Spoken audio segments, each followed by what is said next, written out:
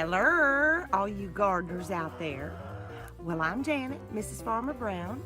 This is January 31st, 2018, and in our zone, growing zone 8A, this is the perfect time of year to begin to prune all of the fruit trees and the brambles and the bushes. So today we're going to prune the fig trees.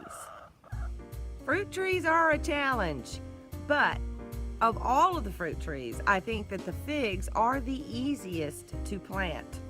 Giving you a little background on figs before we start the pruning, there are over 700 varieties of figs, but really there's only one type that is good for the home gardener, and those are called the common figs. And in the common figs you have 4 different kinds. You have Celeste, you have Alma, you have one called Purple Jinka.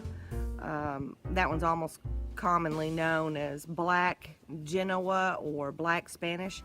But the most common variety of figs are the brown turtle figs. They are the most popular probably because they are the easiest to grow. They produce luscious tasting fruit, and they give you 2 crops. An early spring crop that is a small crop that grows off of the new growth from the previous year, and then a fall crop that grows off of the new branches for that season. And another reason you want to pick a variety of figs from the common fig group is because those are the kinds that do not need a pollinator, an extra tree, in order to fruit. Both of the 2 fig trees that we have are in the brown turtle family. This one right behind me that I'm going to show pruning first today is actually a Texas fig, but it's in that brown turkey family. So let's go over what tools you're going to need for pruning. First, you're going to need some pruners. These are Felcos. I love them. You probably won't use these as much on pruning your fruit trees because most of your limbs that you're going to be pruning are larger than you can use with these Felcos. And here's what you really need. A samurai. Yeah. When you first get your fig tree, at least mine anyway, it was a bare root because we planted in the winter. That is also not only the best time to prune, but it's the best time to plant a fruit tree.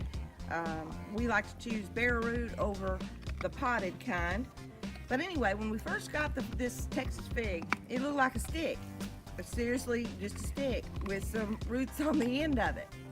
What you do after you plant it, you immediately cut 1/3 off of the top of it. And you want it to sprout out the bottom through that growing season.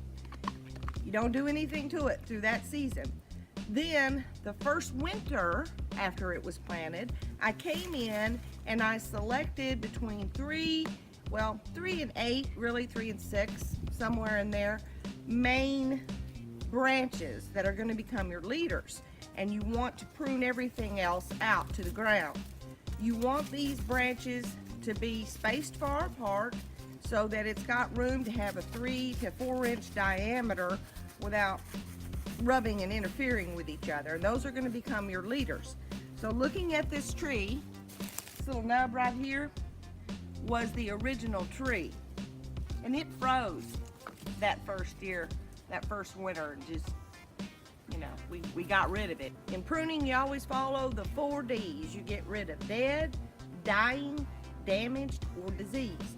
And in this case, that first little twig that we planted froze. We had all our leaders off the side, but it froze, so it was cut away. So if looking at here, we've got 1, 2, 3, 4 leaders. And this one down here came out last year, and it's going to be cut away because anything low to the ground that's lateral, you want to get rid of it.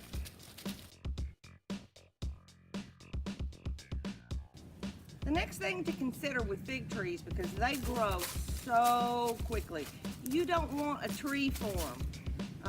You really want to keep it like a bush. Keep it low to the ground. It's easy to harvest. So each year you're going to be cutting off a good deal. So I'm going to start with this leader right here. It is about, I don't know, 8 or 9 feet tall. It grew like crazy last year. So I need to bring that down to a reasonable height. So looking along your stem here, I actually see a little bit of damage right here. Okay, you see this damage right here. Normally, I would pick this one way up here to make my cut, but I need to go below this damage, and you don't want to just cut right there. You want to cut at your ring. Also, you notice that there's a bud right here. So when I cut here, there's going to be a new shoot coming out this way, which is what we want. If I were to go up, if this weren't damaged and I were to go up to here, this bud is coming out this way. That was not good, because we want to keep our center open and free of limbs so that the sun will get in here to every part of the tree. So I'm going to cut right here. When I cut, I need to cut at a 45.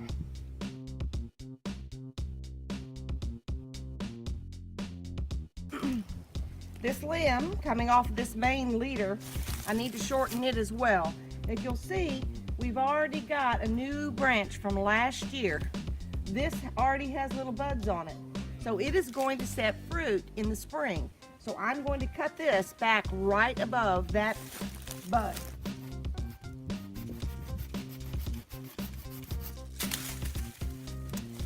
This one here is going back to the center of the bush.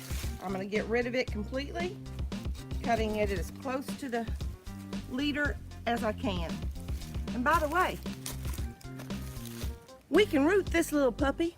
I'll show you how to do that next. Grow a new tree out of a little piece of a fig stick. This one here also, the whole thing is growing to the inside. Not good. We need to eliminate it. Okay, looking at this one, on this ring, we've got a bud right here. So it's going to grow a shoot out this way, which is the way we want. This next one's right here. So it would grow here, which would interfere. Don't want that. If we cut it here, then the bud will come out this way, which is not bad, but I honestly want to keep the height of it down. So I'm going to come down here and cut it right above this one, so that when I have my new growth, it's going to come out right here, out this bud.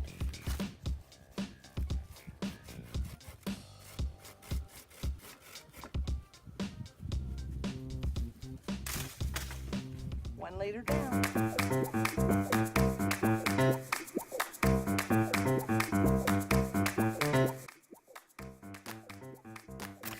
Hiya!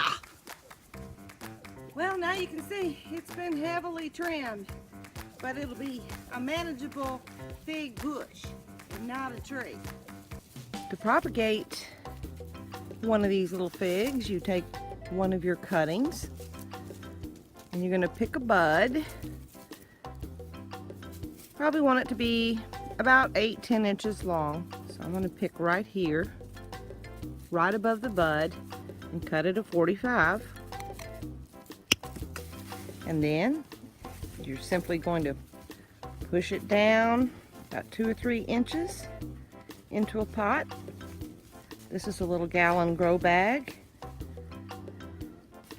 a breathable bag, so it will naturally air prune the roots. Do the same thing off of this little one.